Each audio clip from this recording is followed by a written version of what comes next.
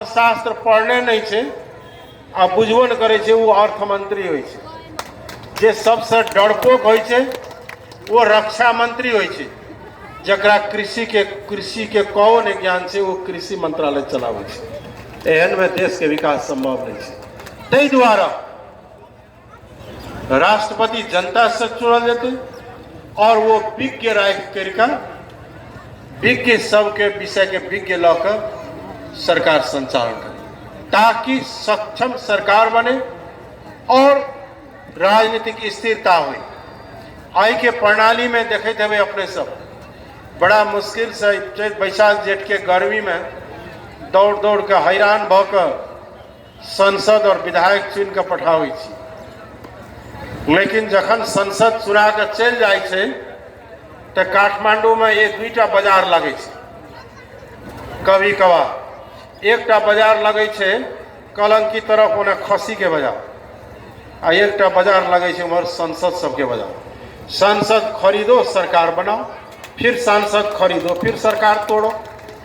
ये प्रणाली जहाँ तक रहते राजनीतिक स्थिरता संभव नहीं है। अहाँ सब देखली ऐसे पहले 2/3 के सरकार रहे, अहंकार रहे, लेकिन सांसद के फेरबदल से आए वो अस्थिर वक्त खत्म आए फुटपाथ तक पहुँच गए। ऐसे पहले भी 6 महीना बरस दिन 1 साल 1.5 साल 3 महीना 4 महीना में सरकार सब बदलते रहे।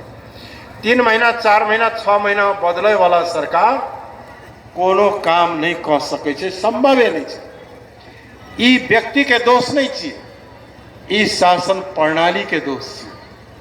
तै द्वारा एहि तरह के शासन प्रणाली के बदलल जाए आ क्यों भी सांसद जे जनता के निर्वाचित होय छे उस संसदीय काम में लागे, वो मंत्री और सरकार में जाए के अधिकार उनका नहीं रहे।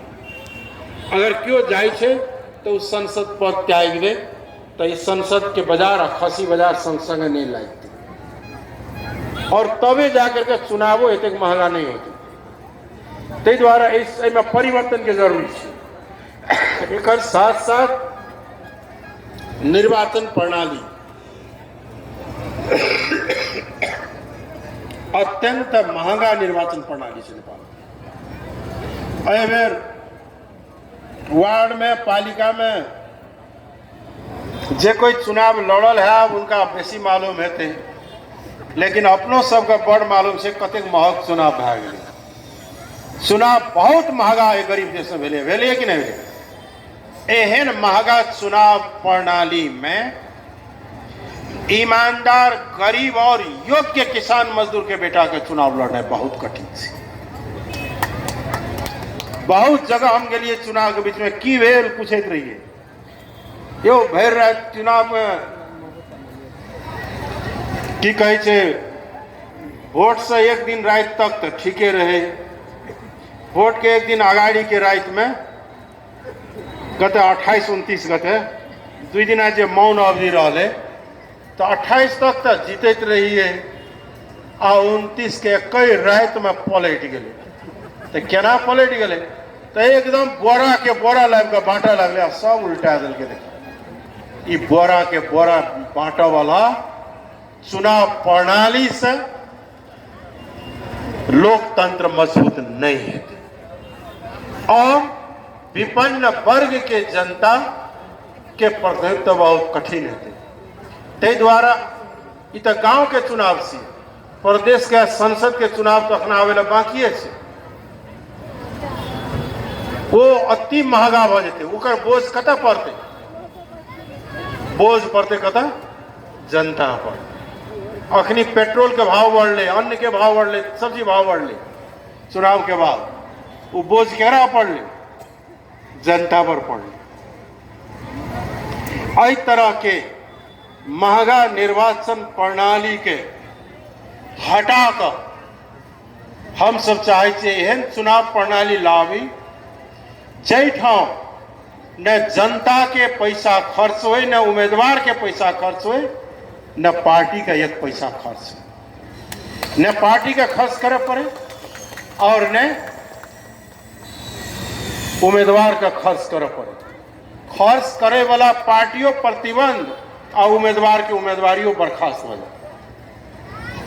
आप कहबै एहन प्रणाली कतऽ छै? संसार के 71टा देश में एहि तरह के चुनाव प्रणाली छै, जैठाम ने पार्टी के खर्च करऽ पड़ै छै, ने उम्मीदवार के खर्च करऽ पड़ै छै, ने जनता के दारू पियाबऽ पड़ै छै, ने रात के बोरा खोलऽ पड़ै छै।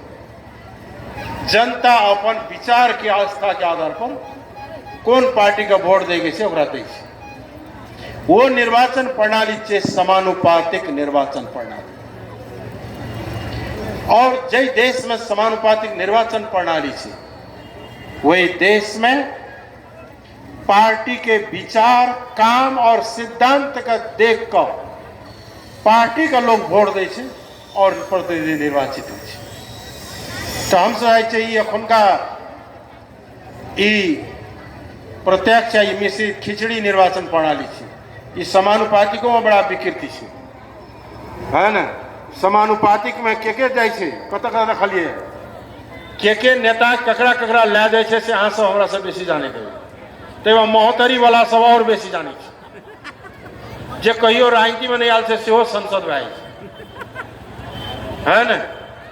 एहि तरह के चुनाव विकृतिक मूलक चुनाव प्रणाली के खत्म क्या के पूर्ण समानुपातिक निर्वाचन प्रणाली लावल जाए, जैठाम जनता के आस्था के आधार पर जनता वोट डाले और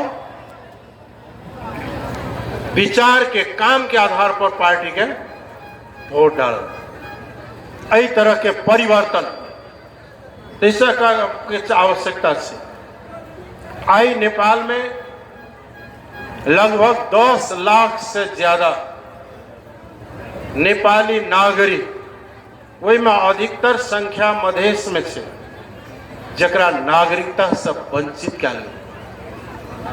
संसार में कोनो यह देश नहीं है जैठाम माइयो नेपाल के नागरिक हुए और पिताजी भी नागरिक हुई, यानी पिता के भी नेपाली नागरिकता, माता के भी नेपाली नागरिकता, आ ओकर संतान विदेशी नागरिक हो जाए या गैर नागरिक रहे। जना कि नेपाल में माता के भी जन्म सिद्ध के नागरिकता से, पिता के भी जन्म सिद्ध के नागरिकता से, लेकिन संतान के कहे नागरिकता दी रही, नागरिकता हो रही। एहन अन्याय एहि धरती पर नेपाल छोड़कर कतौ नहीं। एहि चीज का खत्म करे के लिए नागरिकता विधेयक संसद में विचाराधीन है। जनता समाजवादी पार्टी जोर दे रहा से, संघर्ष कर रहा से कि नागरिकता विधेयक का तुरंत लाओ और सब नागरिक का नागरिकता दो। एक साथ साथ आई मुल्क संघीय प्रणाली में गेल से, संघीय प्रणाली में केंद्र की शासन नहीं चले छे, हुकमियो शासन नहीं चले छे।